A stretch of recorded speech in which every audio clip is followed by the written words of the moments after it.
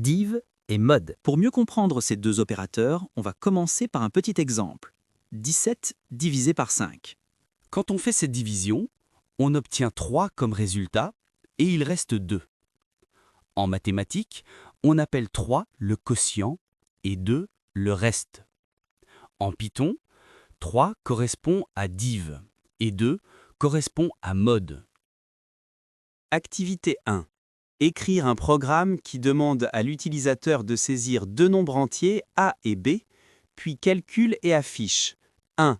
Le résultat de la division entière de A par B, 2. Le reste de cette division. On va maintenant écrire un petit programme pour calculer le quotient et le reste. On demande à l'utilisateur de saisir deux nombres. On commence par écrire A égale int input donné A.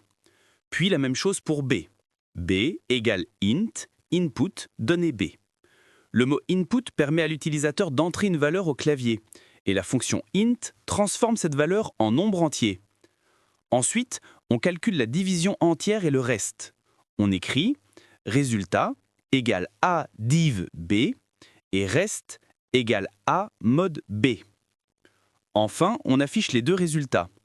Print, entre parenthèses, entre guillemets, division entière, deux points, virgule, résultat, et print, entre parenthèses, entre guillemets, reste de la division, deux points, virgule, reste.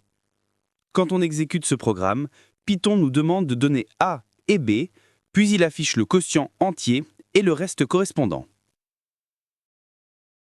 Écrire un programme en Python qui demande à l'utilisateur de saisir un montant en dinars, puis détermine et affiche le nombre minimal de billets de 20 dinars, 10 dinars, 5 dinars et de pièces de 1 dinar nécessaires pour constituer ce montant.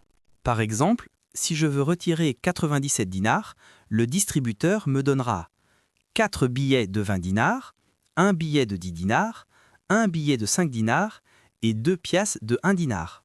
Alors, comment peut-on raisonner pour arriver à la solution de ce programme?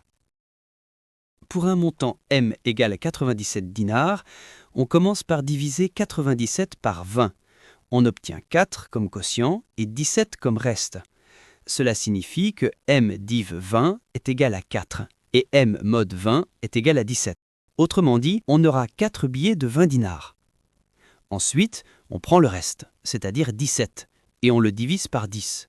Le quotient est 1 et le reste est 7. Cela veut dire qu'on aura un billet de 10 dinars et il restera 7 dinars à décomposer.